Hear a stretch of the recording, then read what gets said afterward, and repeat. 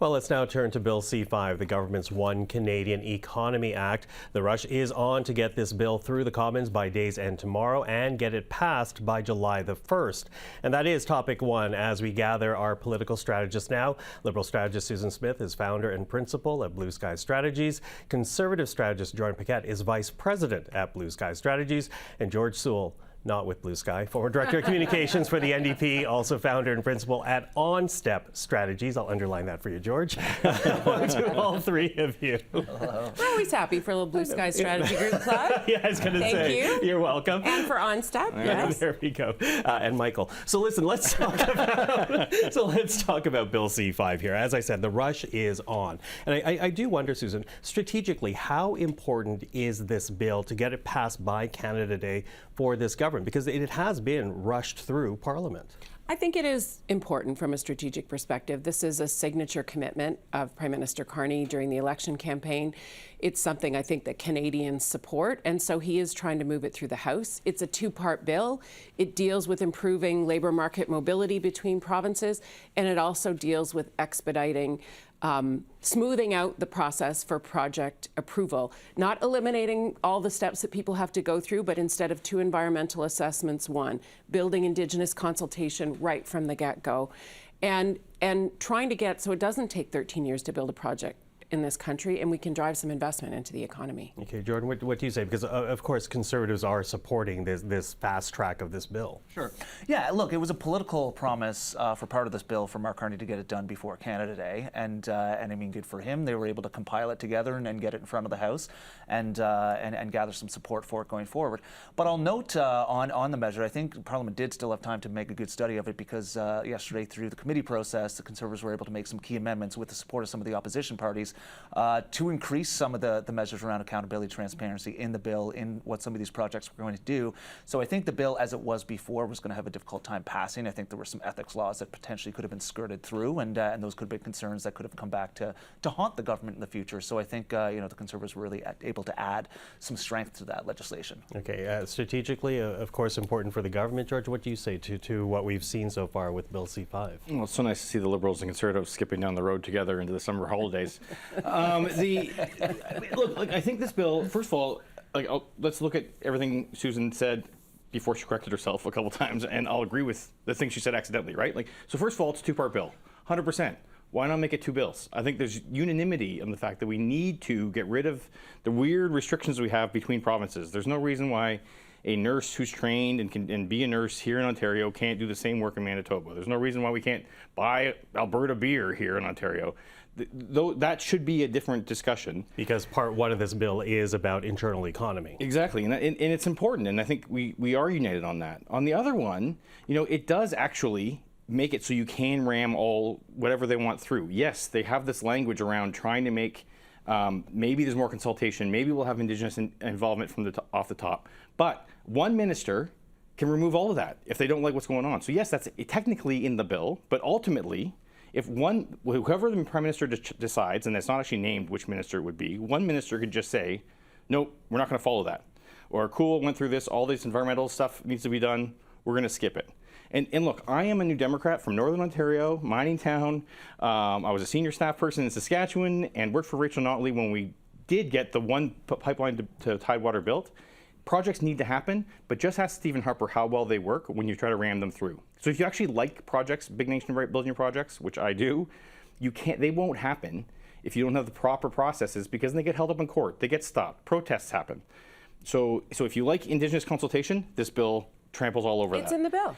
It's in the bill until the minister says he doesn't agree. That's just in the bill. The bill, one minister gets to override everything. If you like laws and the rule of law and democracy, again, that's out because one minister gets to overrule everything. And if you like big projects, those are probably out because they're going to get tied up in courts and there's going to be protests and nothing's going to get built. Okay, well, I'm going to pick up on the point of Indigenous consultation because we had Cindy Woodhouse-Nepenak here just yesterday and she was talking about, they have concerns. She's not opposing the bill outright. She does not have the mandate to do that from the members of the AFN, but they are concerned that essentially the bill sets out Indigenous consultation after the fact, after something is approved, and they still have questions in terms of what constitutes Indigenous consultation, who will actually be involved. And to that, Susan, you know, we are hearing these criticisms from certain Indigenous groups, not all. We are hearing concerns expressed by environmental groups about environmental regulations being suspended in order to get these projects pushed forward.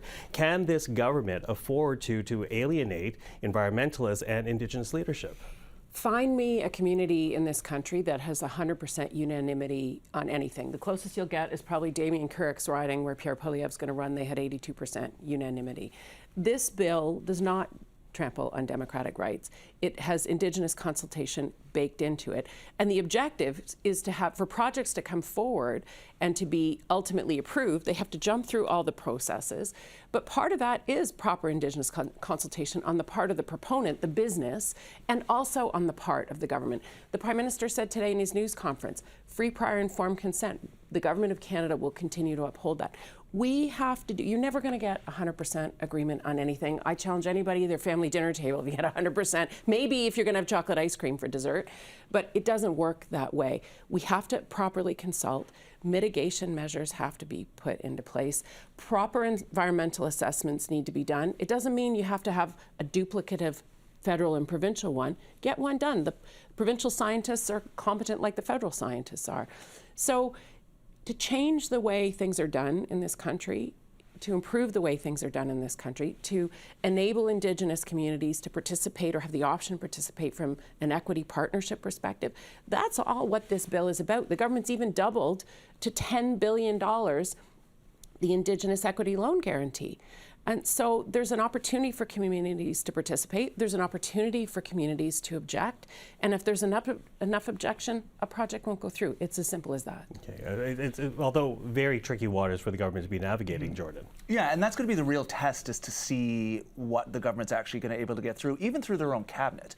I mean, their cabinet has gone out and said different things on different projects. I mean, Minister Guilbeault, who's become public enemy #1 of sorts in Alberta, in many senses, who has the Canadian Heritage File, yet he's out opining on pipelines. So it's going to be interesting to see when some of these projects actually come around the cabinet table and who's speaking up, and if the Prime Minister is very much committed to resource development, to getting our resources to market, and turning the tide from the last 10 years. That's going to be the real challenge that Canadians and Conservatives are looking for, if he's actually going to walk the walk in these projects and really push forward. So the consultation pieces, of course, are going to be very important. Otherwise, projects will just get held up in court and all those things. So I don't think we should look at this as one piece of legislation as something that's being rushed through. It's going to be everything that comes after it and what leadership the Prime Minister is going to take from there. Okay, George, what do you say about that? Well, just quickly, I agree. Not every Indigenous community is opposed to projects. In fact, one of the chiefs with whom the Rachel Notley government worked most closely just outside Edmonton now sits in the Conservative caucus, and was a huge proponent of getting oil to Tidewater and understood the benefits to his community, and their community supported it. So I want to be clear, no one's suggesting, or at least I'm not suggesting, there's some kind of monolithic opposition. What I'm saying is this piece of legislation does all those things that Susan said, and then one minister gets to throw it all away if they want to. And that's a major problem with this legislation. And again, what's going to happen, even if you want to get things done, when you try to rush things through, like there's a reason why Rachel Notley and Justin Trudeau were somehow the first people to get a pipeline to Tidewater. Because when there was a Conservative premier in Saskatchewan, a Conservative premier in Alberta, a Conservative premier in British Columbia, and a Conservative Prime Minister, they couldn't build anything because they couldn't get support for it, because they were trying to rush it through too quickly. And you have to build that support, and this bill does not learn those lessons. In fact, it runs in the opposite direction. Okay. Well, we will watch. As we say, the government's trying to get this passed through the Commons before the end of day tomorrow. But before we're done, I also want to talk about Pierre Poilievre. We now know that the leadership review for the Conservative leader will be in January. But up against that, let's take a look at a Nanos poll here, because Nanos just tracked the fact that, since the election, you see there the Liberals have actually widened the gap of their lead over Conservatives. 2% on election day, April 28th, about 12% now as of June 17th. How does this add to the challenge that Pierre Poilievre has in terms of, justifying the fact that he should still stay as Conservative leader, Susan? I think he's got some explaining to do, and he's calling up people himself instead of having the party do a proper postmortem on what went on. I think what you say to a leader when he's on the other end of the phone to you, who might be the guy sticking around in caucus and deciding your future, is a bit different than what you're able to say in the anonymity of a more proper fulsome review of things going on. Those numbers mean Mr. Carney is on the right track as far as Canadians are concerned. That means people aren't thinking about Mr. Poilievre right now. And those numbers with that gap like that means people who actually voted for Mr. Poilievre in the election are turning and saying, well, you know, this Carney guy's not so bad, and we'll park our support here for the moment. The other Nanos number that was super interesting is Carney's approval ratings as Prime Minister, 49.7%. Poilievre's down at 25 or something like that. Yeah, it's really low. Actually. Yeah, 24. Yeah, super low. Big gap on that too. So he's off the radar screen right now for people, and people aren't unhappy with the guy who's on the radar screen. Okay, complicates the picture for Poilievre trying to keep his job? No, I don't think so. Just one piece quickly on the leadership review thing. I think having the leader pick up the phone and call people directly to see to get their feedback, not filtered through staff, not filtered through the IDSM report, is actually a pretty good thing and a pretty solid leadership. Pretty solid leadership. That's a tough call. I'm just going to say that. Yeah, okay. Well, people are going to be honest, though. I mean, it's a career in the line. But getting back to the main point, look, any government coming out of an election in which they win tends to have a bit of a honeymoon period. And yes, Mr. Poilievre doesn't have a seat in the House, so he's not up there grilling the government every day.